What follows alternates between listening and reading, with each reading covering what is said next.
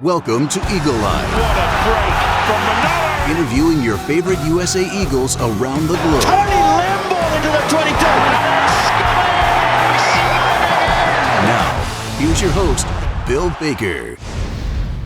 Hey everybody, welcome to the Eagle Eye Rugby Podcast. I am Bill Baker, your friendly host. Please take a second, like, subscribe, share this podcast with your friends, video or audio. You can listen to this on your favorite podcast player also if you don't want to look at my ugly mug. But what do? Give it a listen and share it with people with like-minded, rugby interests. All right. I've been off for a little bit, been a little busy lately with coaching duties and stuff, but I recently did a bunch of interviews, which will be coming out next month or two. But none better than this one coming up today with San Diego Legion, Ryan Matyas. Ryan and I talk a bit about this last match against the All Blacks and some of the qualifying matches this summer, specifically the one he played against Canada. But we go into a lot more stuff. Again, Legion, new coach, Matyas back. He talks about his goals and aspirations for him in rugby in general, including, yes, an MLR championship and a World Cup berth or a spot on the team. We go into a lot of stuff. I think you're going to really like this interview. He's funny. He also has a business out west of a light business for around the houses. Well, check it out. You'll see it. Help the guy out. Anyway, this is us, me and Ryan, talking. Enjoy the interview. All right, Ryan, man, thank you so much for joining me. We've been trying to do this for a while, and we're finally able to connect face to face on camera. How are you? I'm doing great, man. How you doing? Awesome. I'm awesome. What have you been doing lately? What's keeping you busy? I've just been doing a bit of coaching, and I've been working on my business. I started a business about 2 years ago, so and we pick up really in the holidays. So yeah. Nice. What business? What kind of business? It's an exterior lighting system that goes on your home or business, and you control it from an app on your phone. Oh man. Tony, you have an office out here in Boston? Because I almost killed myself 3 or 4 times hanging up lights. No, that's 50% of the clientele we get are people who's just saying like, I don't want to get up on my house ever again. And when you do when you do the numbers, if you hire a company to put up lights every single year and then take them down, even if it's like $500, the system pays for itself in 5 years. So wow, yeah, and it lasts. Cool. It lasts on your home. The light bulbs are prorated for about 20 to 25 years. So, yeah. Wow. That's a good idea. That's awesome. All right. So let's talk rugby, Ryan. You have this amazing love for the game. Let's take you back a bit. When did you start falling in love with it? When did you know this is the thing you had to do? Well, geez, from the very, very beginning of my life, like my first memory of life was being on the sideline of my dad's game. And I didn't really know, like I knew kind of like a game was going on or something, but then like obviously I was like, me and the other kids were like tackling each other and had like a ball back there and stuff like that. But it wasn't until I was like 12 years old that I'd like made like the hard line, like, all right, I want to be a professional rugby player. Like I always kind of liked football, but I started playing touch rugby when I was like, I don't know, 6. So, because my dad obviously played, my dad played rugby. He started back in the late 70s. So yeah, I'd always go to his practices and play touch, or like, when we were younger, go there and, we'd do our homework on the side of the field or something like that. I mean, that's just kind of how we'd pick us up from school after work, and then we'd go to his rugby practices. So it was just kind of, it was a collision course. It wasn't, I was always going to play rugby. But yeah, like I said, when I was 12 is when I like drew the hard line in the sand. Like, I want to be a professional rugby player. I'm going to try and watch all the rugby I can. Like my dad had like, what was it called? Satanta Sports on like DirecTV. So I'd get to watch like all the ITM Cup games, and I'd get to watch some of the internationals, and I was just rugby crazy. I had rugby posters all on my walls and everything. Pretty much any rugby, anything I could get my hands on, whether it was, old rugby games or jerseys or posters or anything. I was obsessed with it. So. Wow. And you mentioned 12 years old now. I think we talked about that before, but you were playing with older kids at that age too, like U19 side, or is that right? Yeah. So it was the only team in Tucson at the time. It was the Tucson Barbarians, and it was an under-19s team. So it was either play with the under-19s team or don't get to play at all. So my dad joined the coaching staff, and then he basically told me I got to play scrum half, but I wasn't allowed to run the ball. So I just had to pass. And I think one time, I think in one of the games, we were like 3 meters out, or we were just probably like a goal line stance or whatever. Probably as I get older, the yardage gets farther away as that happens. Right. But it was probably a goal line like ruck, and I could just see, because I played at that time. I've been playing touch enough to where I could see where the first defender is going to slide off if So I pick up the ball and I throw the big dummy and I dive and score. And then my dad was just like, I told you not to run the ball. But great job. Yeah, it's easy to get over it once you score a try. Yeah, exactly. So, I mean, was that difficult for you? I mean, it's considerably younger than the oldest kids at that age. I mean, and I'm assuming that it was awesome for you to play against those older kids. Yeah, I mean, like I say, like, I think it was probably the reason why I went on to play higher level rugby is because at that age, I was forced to use tactics and skill to outwit or to beat my opponent. I couldn't outrun anyone. I couldn't I couldn't physically dominate anyone. So it forced me to think more and to be more creative, obviously, and then use my skills, right? Use my passing, use my chip kicks. So then I could find my way into open space because I wasn't fast enough or quick enough to kind of beat people off the mark. And then I wasn't strong enough to really, run over people or stiff arm people. Now, you were saying before, I mean, at an early age, it's like this is what you wanted to do. You were watching all these games. Who were you watching back then? Which players do you remember the most? At that time, probably like a Jason Robinson, because I was quite small. So it was Jason Robinson and Shane Williams were like my heroes. I mean, obviously, like I envied like the Jonah Lamus, but obviously I knew that kind of wasn't in the cards for me. that luxury of that size. So I tried to gravitate to watch a lot of Shane Williams and Jason Robinson to really emulate how they were able to beat people with footwork and speed and agility, because at that time that was my game. Is ever any thought back then? I know you think about pro level, that kind of stuff, that one day you'd be lining up against the All Blacks. Or were you maybe a little cocky going, hell yeah, I'm going to play against the All Blacks? No, I was always, I was obviously, I had aspirations and dreams. I always wanted to. I was just more like, man, that would be so cool. Like, I hope I get the chance to play against them, I said in my, I had a social media post of a photo, and I kind of explained, like I said, let's call it what it is. We weren't, as the Eagles, we weren't happy about the result, right? I mean, you never want to you never want to lose by that much.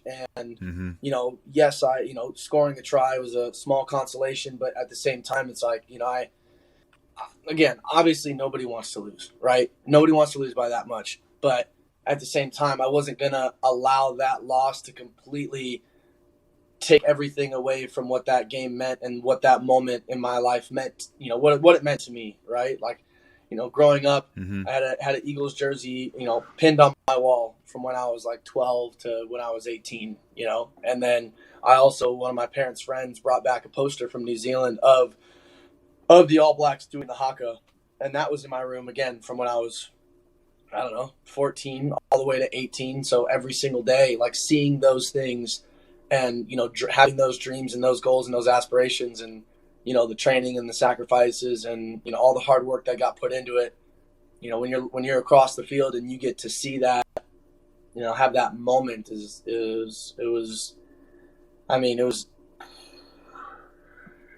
hard. It's really hard to put into words. Yeah. It's hard to put into words. I mean, a lot of people ask me like, oh, you faced the haka. Like, were you scared? Were you nervous? Like, what was it? Now, and to be completely honest, it's like I wasn't scared. Like, I was excited. Like, I was excited about the challenge, and like all of my other teammates, no one, maybe I'll never really know what people were feeling inside, but you watch the video back, and you're standing there, and it's like guys are just excited for the opportunity. I mean, the opportunity to play the All Blacks, for the USA anyways, like what, once every 6 years or 7 years. I mean, yeah. So not only being healthy to be selected, being fit to be selected, getting selected, and then being in the team in that time, in that window of being able to play the All Blacks, like it's an incredibly special moment for us as Eagles to share the field with them. Any difference for you, no matter who you play? It could be Ireland, Canada, the All Blacks. The adrenaline before a match. I know you haven't had a chance for the World Cup, but any difference for you between those matches? I know there's World Cup qualifiers are big, that kind of stuff. Going into that match, the adrenaline of national anthems, that kind of stuff. Any difference at all for you? I mean, me personally, no. I playing for the Eagles means, but obviously outside of being married to my wife and my family, it means everything to me. Playing for the Eagles, it's what I've always wanted to do with my life. It's as a kid, it's what I wanted to do. So it's just like any opportunity, training session, gym session, skill session, whatever it is, if I'm with the Eagles organization, it's a special moment, right? And I've worked very hard to keep it that way, like mentally, to not allow myself to ever get comfortable or ever get complacent, because I know, especially after the last 3 years, right? Prior to this tour, my last game for the Eagles was November 2018. I missed out on all of 2019. Obviously, 2020 was what it was, and then I wasn't involved in the in the Ireland England game, right? So when that opportunity, when it came back, it's the same thing. So you never take this opportunity for granted. I've been very fortunate enough to be surrounded by a lot of guys, a lot of past Eagles, guys who've come through the program and worn the jersey and done amazing things. And the message is always the same. It's, they're like, man, enjoy it, because it's not going to last forever. And, I'll never forget Lou Stanfield coming into the room, ARC 2018, and presenting us. He was doing our jersey presentation, and he said, "Man, I miss being in this room, and I promise you guys, you will too. When it's gone, it's gone." So when you get guys like that, especially a guy like Lou, who no one could ever question or doubt his physicality and his attitude and what playing for the Eagles meant for him. And every time he played, he left it all out there. And as a player, you'd like to. I think that's something, me personally anyways, that's how I want to be remembered. I want to be remembered my time in the Eagles jersey for however long and short it is.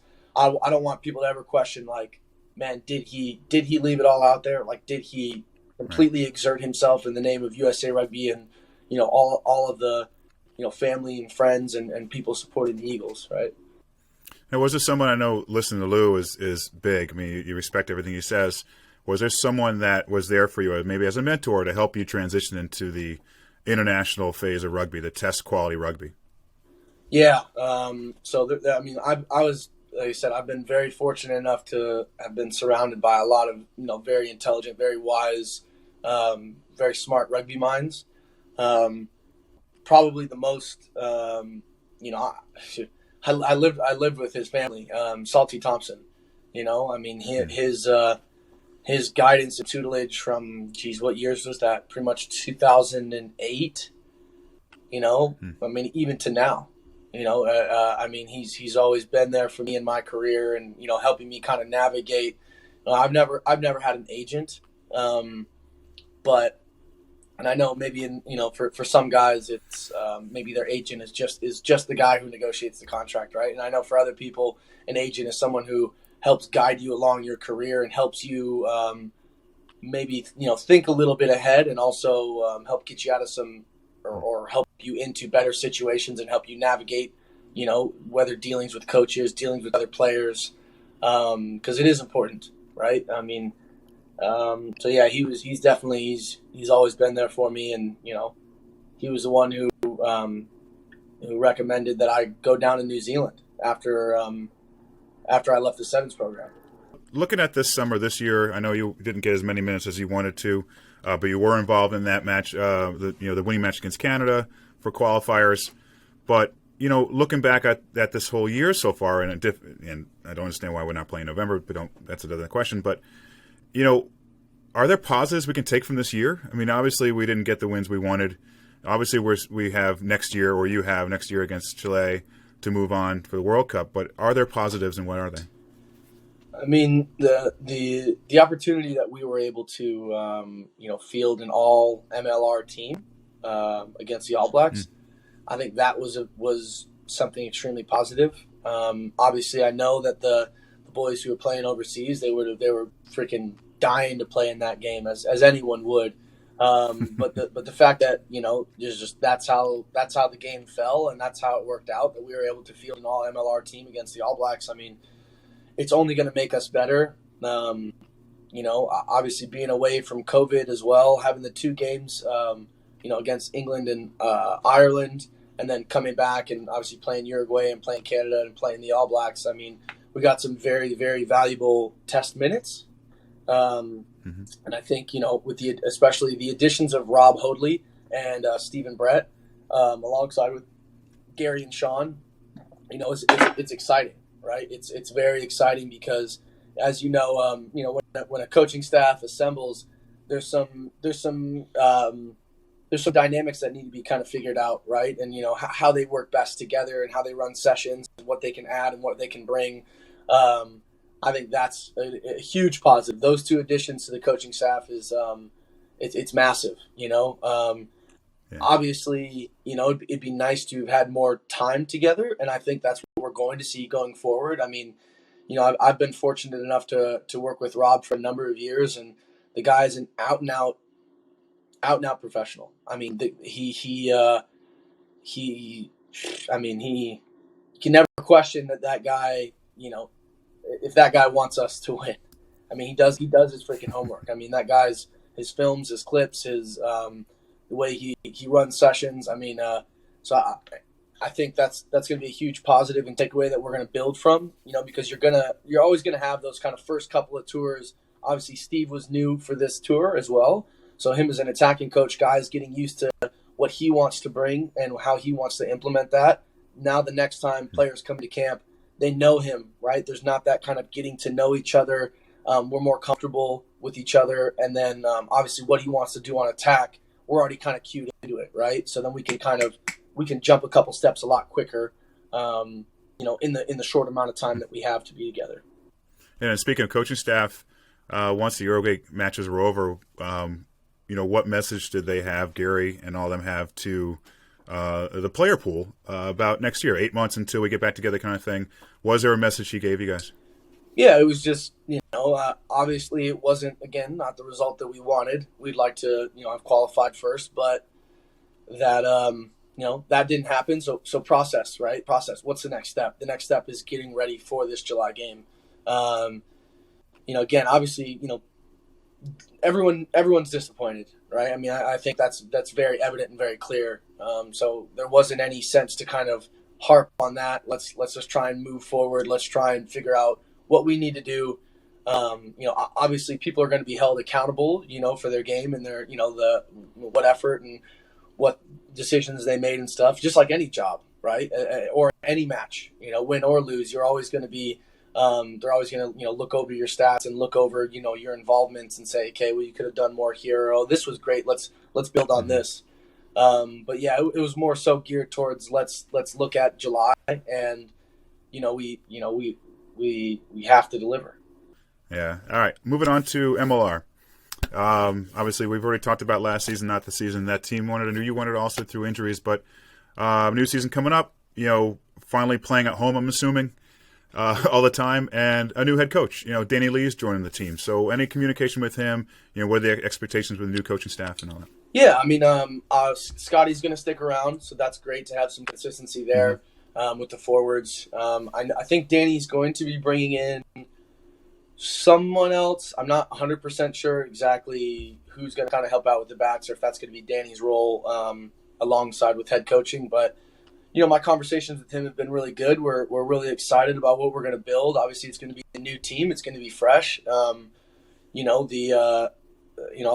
a lot of changeover with players and stuff, which is, it just happens, right? This is sports. This is the business. Guys got to go where they, if some guys can stay, great. If people need to go, then, like I said, that's just how the game goes. Unfortunately, ideally, you'd like to always have the same team and keep guys together for 10 years, and that would be real nice. But this is sports, it's business. Well, yeah, I think Danny's going to bring in some new kind of fresh ideas and some new look to this team that I'm really, really excited about. Obviously, Ma coming back is going to be, that's probably one of the, our biggest signing that we're having coming back, and the impact that he has, not only on the field but off the field, and then hopefully have a team centered around good culture, because I think that's what, in my personal opinion, that's what brings results on the field. Is you can have as many superstars as you want, but if the locker room's not right, you're not going to get results. You may win some games off pure talent, but when you're toe-to-toe with a team who's equally as talented, it's the culture that's going to push it over the line and get you the win. What kind of impact does Ma'a have on a team, or especially the backs, with his experience? Just the ability to stay calm. I mean, yeah, not that MLR games aren't important, but you're talking about a guy who's been in some very high pressure, high stakes games.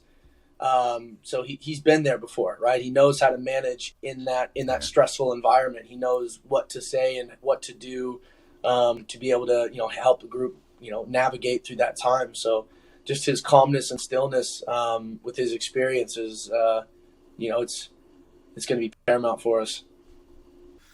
So let's look back now, Ryan, on your career. Obviously, you still got a while to go. Got some good playing days ahead of you. Let's talk about some big moments. You've been in some big matches.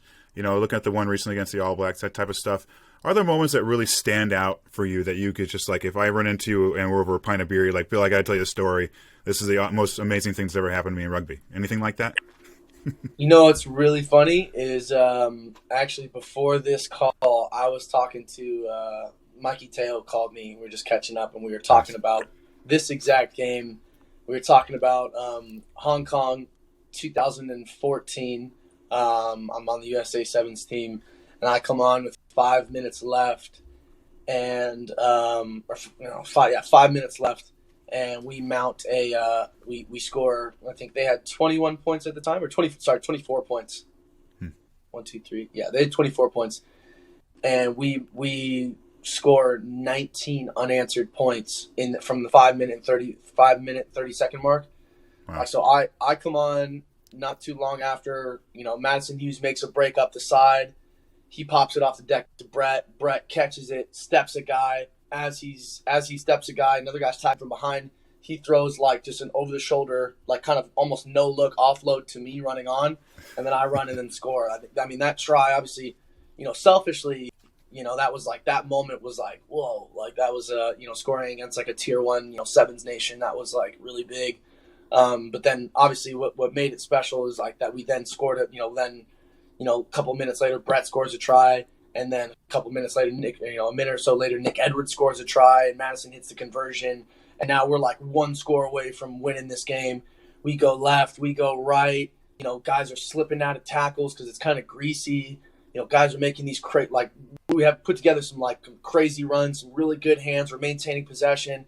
Danny takes a quick tap. We're supposed to run a play. Danny taps it. He looks over, and everyone's like ready for the play, and then Danny just goes, nah, and just runs at a guy. He runs him over, and the guy kind of bounces back and then goes at him again. And then Danny just runs him over again, and then they get sucked in, and then we move it out wide, and we step in on them, and we make a half break and gets tackled. Ball gets up. Madison throws this like over the top ball to Garrett Bender. Garrett Bender's like running down the tram lines, him straight at Chris Dry. Boom, runs over or into over and Chris Dry, and then Werner Kopp gets in over the ball, and then Danny goes to clear him out, and they called like a non-releasing penalty, and it was like time was up, like the buzzer had gone, and like it was funny because as you know in sevens games, right, when a team doesn't look like they're gonna win, sometimes the crowd kind of like but like yeah. after my try, the crowd's like, oh, and it kind of gets up there. And then Brett scores, and the crowd kind of gets a little bit louder.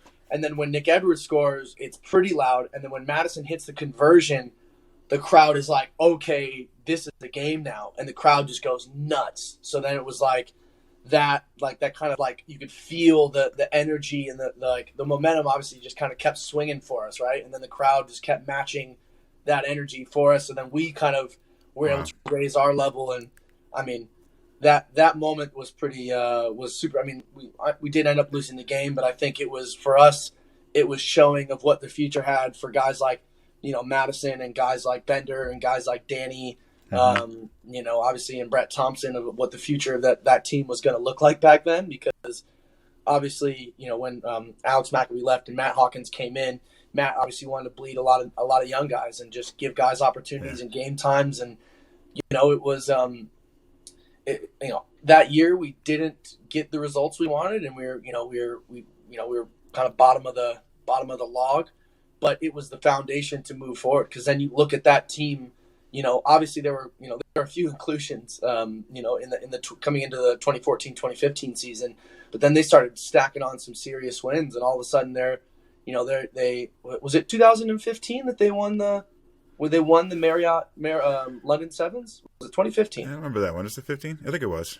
Yeah, I think it was. That was just the next year. I mean, again, because you had a guy like Madison, a guy like Danny, and a guy like Bender. Obviously, Steve was around as well early on, and then obviously, Testy was still there, big dog, and but you look at it, it was kind of the bones of what was to come, and I'm sure people don't give that team that year a lot of credit, but those guys needed that game time to then get confident into the next season. They pretty much said, hey, you guys are gonna play a lot. And now that next season they started to, they're a little more savvy to the circuit, right? So and that play you're just talking about, I mean, it's the Hong Kong crowd is crazy anyway. So I couldn't imagine how maddening that place was going during that last 5 minutes or so of that match. Oh, it was, man. It was so cool. Yeah. That's on my bucket list. I got to get out to that. You have to. One year. We'll see. Yeah, I know it. So let's a couple more things for you. Again, I said at the beginning, I think you and I both share this love for the game. Commitment for growing the game in this country. That's why we do things we do, like this podcast, wherever else. In your opinion, and what you've seen, what's the best way? What do we need to do to promote this game and get it bigger? I mean, it's an uphill battle, but if we were able to, I think if we can get rugby into schools, that way if the schools can fund it and it can be a school sport. I don't think we need to move away from club, because like here in San Diego, they have school rugby and then they have club rugby, right? So Torrey Pines High School, Cathedral High School, it's in their schools, right? Rugby is a school sport. And then when both of those teams finish their school season, then they go into club. Then they join, both of those teams feed into the Mustangs, right? So those kids are able to get, twice as much rugby as a lot of the other kids around the country, unless their club season runs long. But I think it needs to go into the schools, because if you get all of the high schools to buy on and buy into it of getting programs, and make it a school funded thing, I think that we can. And you know what I mean, again, we want kids in rugby earlier, and to say, well, get rugby into middle schools, again, that's a bigger mountain to climb. But if we could get it into, I think if we could get it into the high schools and have it be a school funded sport, I think that would be really, really big.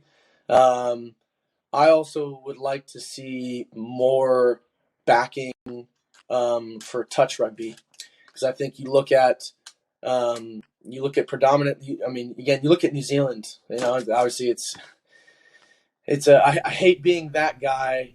Oh, look, just do what New Zealand does, right? And right. But as far as their ability, in touch rugby, obviously, it's the ability to create space with your feet and the ball movement, right? And if we can get that into kids at a much younger age, than, because, right. classically you look at the club rugby or the high school level games of, and don't get me wrong, they are getting better because there are a lot of people, former players that are getting involved in helping change, American, crash it up rugby, which is through a lot of the high school and club scene. It is getting a lot better, and I'm not trying to knock it, but what I'd like to see is more development in the skills area, because I think as Americans we have the S&C dialed down, right? We know how to make people big and strong and fast, and that's great.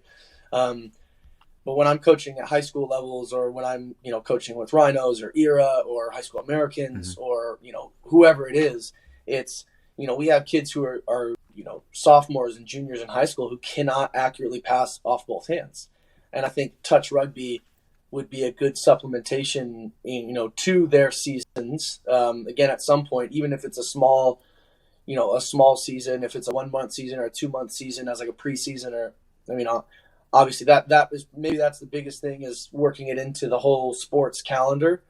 But I think the inclusion of touch rugby could be something very, very beneficial for us and for our future playmakers, because the skill level, is we just don't have it at these in these high school ages. And I think you take away the contact and you force players to make the ball do the work and let their footwork, do a bit more. I think it could be very beneficial. Yeah, and I know getting started at a younger age also, as far as skills and stuff go, as far as on the pitch, extremely important. And also they get to know, I guess, the levels of rugby. Let's say that you can play internationally, that kind of stuff. Because I was talking to Will Maggie about during his COVID era, when there was no rugby going on last year. He was in New Hampshire, and he was training with a college team, this Keene State College rugby team, and it just keep him fit, that kind of stuff. And I was speaking with the head coach not long ago, and he said he loved having Will out there, but the odd thing is the players didn't really grasp who they were playing with. The level of play that Will has been playing at to play internationally for USA. And he says it was kind of a shame, because you would hope that, they wouldn't oogle and goggle over him, but I don't think they understood that level. And I think, does that sound crazy to you, or is that because they're just starting off and most people start in college? So why would they know the level of play? Yeah, no, and you're right. And it's, it's funny because I'm not the kind of, and neither is Will, and a lot of us aren't, right? We're not going to show up to a camp or we're going to coach and say, I'm this and I'm that, and right. I've played here, and that's just not who we are, right? But what I have found is when a coach does that, when a coach goes, hey guys, I don't know if you know this, but this guy, da da da da, and they give a cue my background, all of a sudden the kids go from like, yeah, who's this, to like, oh, that guy does that? Oh, okay. And then they're more receptive and they listen. They're more, they more take on, rather than just like, hey guys, this is Coach Ryan, who's going to be helping us. And for whatever it is, maybe, high school kids, it's like, oh, now I know who this person is. Then I'm, it obviously it shouldn't be that way. It should be, hey guys, here's some guy who's going to help us out, and then be like, oh, okay. But then when you obviously drop the resume or drop the background, then guys are like, oh, okay. Well, now I'm really going to listen to what you have to say. Yeah. All right, Ryan, last thing for you. Rugby goals, what are your goals right now with the sport? Well, win a Major League Rugby championship, be the first team to bring a championship to San Diego. And then make the World Cup. 2023 is going to be my last year of rugby professionally. So I'd like to do it.